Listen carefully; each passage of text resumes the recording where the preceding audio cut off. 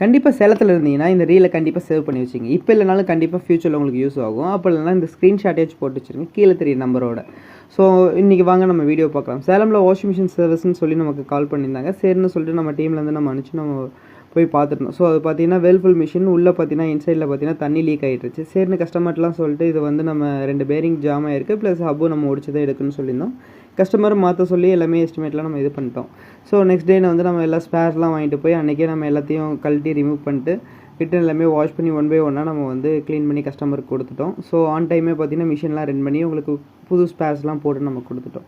So இப்போ machine நல்லபடியாக ஓடிட்டுருக்கு. ஸோ இந்த மாதிரி ஏதாவது சர்வீஸ் நீடட் இருந்துச்சுன்னா கீழே தெரிய நம்பருக்கு கமெண்ட் பண்ணுங்கள். தேங்க்யூ.